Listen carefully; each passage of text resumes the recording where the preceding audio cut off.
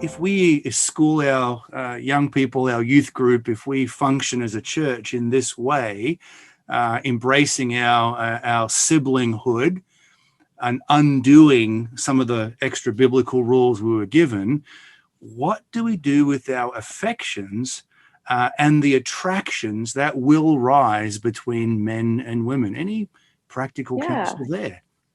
Well, I mean, I do think we do need to be gospel centered about this, and we need to make sure that our affections are properly oriented vertically first, because if we don't have that, we're not going to get this well. So I think that's the important part. But then, we need to do some self-evaluation. So what are our blind spots? What are our weaknesses?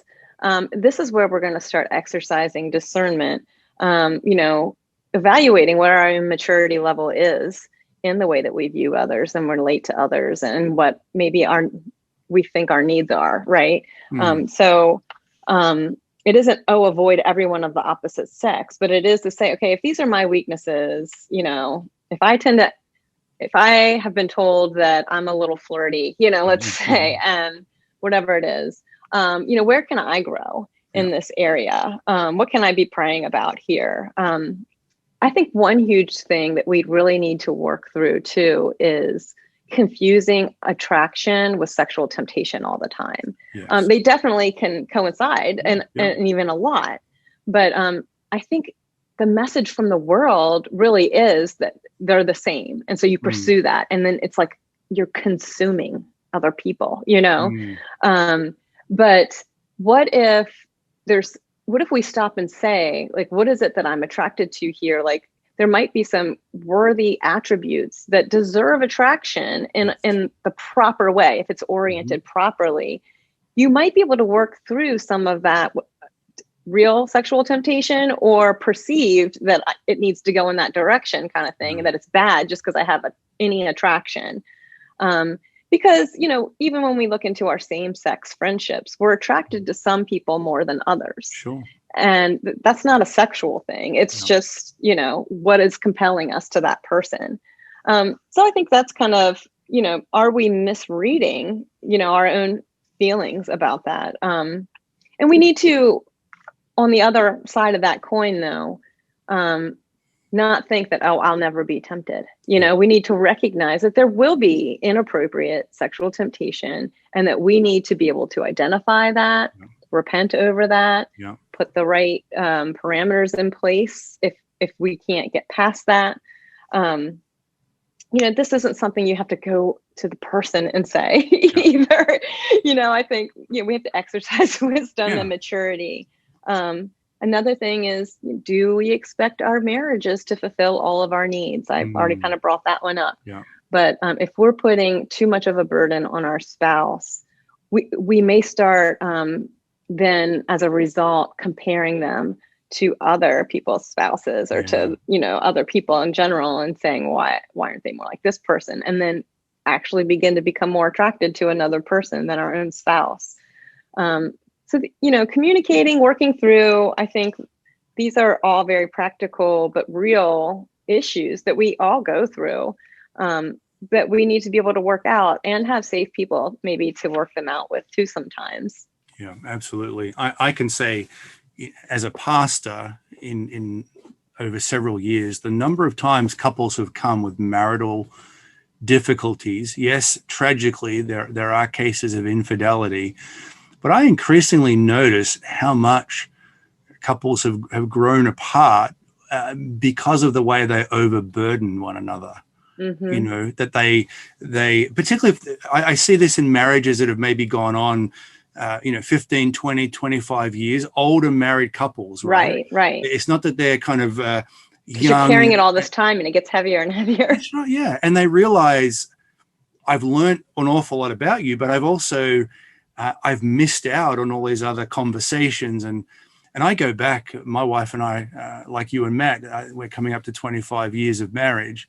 But I remember very profoundly, we've been married, it was just a matter of several weeks. And I remember coming home from work, and my wife, Terry, she was waiting for me, and she just said, she had this ashen look on her face, and I could tell something was wrong. And she just said to me, "You're not enough for me," Mm. And I'm just like, whoa, what does that mean? She She's goes, found that out already. Darn yeah, it. exactly. But she's just like, you're not enough for me. And I'm like, okay, what does that mean right now? We're like barely a month into marriage. And she's like, I want to see my other friends. I have these things I enjoy doing that you're not so much into. And we talk through that, but it was really an illustration that in her mind, and to some degree in mine, we had canceled out all these other relationships. Yeah. And we're looking for all of that in each other. And boy, it didn't take long for that to reveal itself. And when we moved to America some years later, we were shocked. We apparently missed the memo that, the 11th commandment is thou must have date night. If you don't do these certain things, apparently we're failing in our marriage. And we were having people would say, "Where's your wife?" I'm like, "Oh, she's at the coffee shop with Bob and Greg and Christine." And like, "Your wife's at the coffee shop with 2 other guys?" I'm like, "Well, there's a woman there and they're all taking the same class together." "Oh, brother, we need to talk to you about your marriage." And I'm like, wow, what's up with that? Wow. So there is a huge enculturated piece, I think, in the North American scene. There is. But the expectation or the over expectation we can have of one another, I think, is very real in multiple locations. Yeah. And I think, one thing I talk about in the book is how our friendships really enhance what we know about each other and what we see in each other. So, my friendship with, one of my elders at my church, it actually also enhances my relationship with his wife. Yeah. And vice versa. And, I think that, I see his friendship with another woman at the church and they have a practical joking kind of thing going on. And I learned something else about him through his friendship with her, So we learn about one another through our friendships bring out different parts of us.